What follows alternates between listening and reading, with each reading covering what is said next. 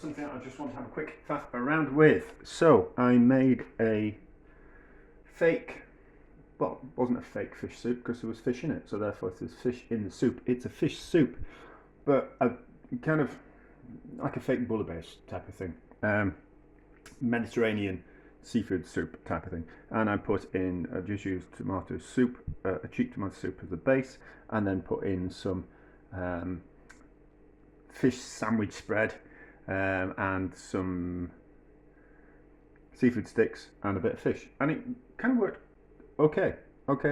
You know, like, it wasn't amazing, but it was acceptable, and with a little jiggery pokery I reckon it could have been a lot nicer than I kind of just had a quick faff around with.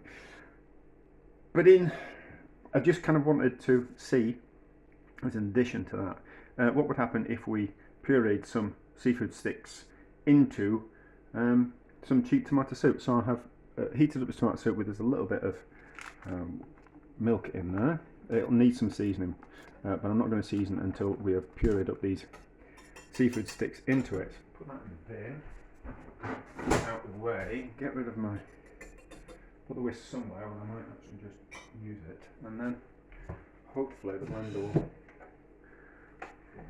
move over. And then I've got some water as well, because this seafood stick's going to thicken it up.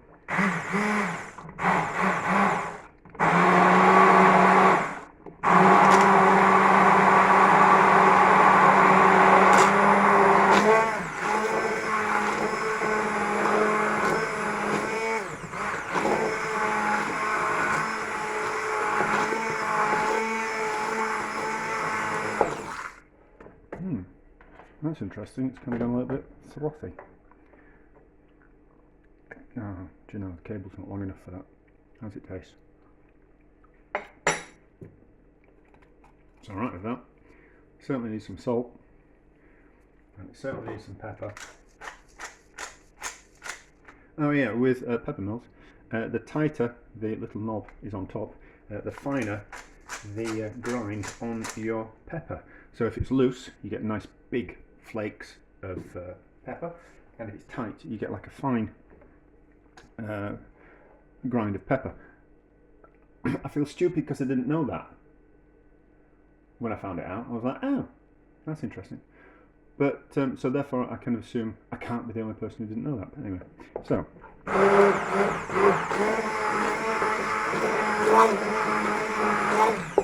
a little bit of water to let it down.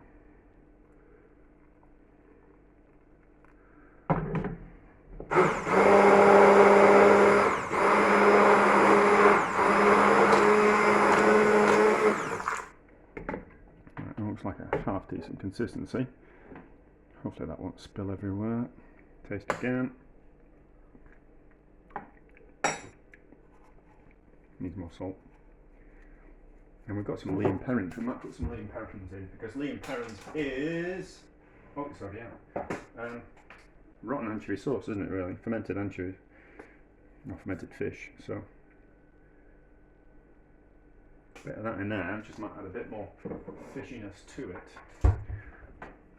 Quick blend.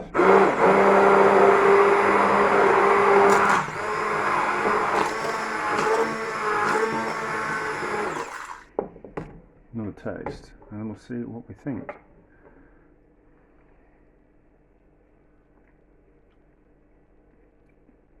Nice as that. It's nice as that, but I'm not that picky when it comes to food. So instead of using a sandwich fish sandwich spread like it was sardine and tomato, and then I put in some salmon, a salmon one as well, you could just puree in some prawns or some seafood sticks, and then add lots of fish in there as well. Kind of heat it gently, and you won't regret it, and you get like a fake Mediterranean fish soup. Now, is it a Mediterranean fish soup because you use fish that come from the Mediterranean, or it's because of the countries that are around the Mediterranean? I don't know. But anyway, that's surprisingly good. So therefore, a success.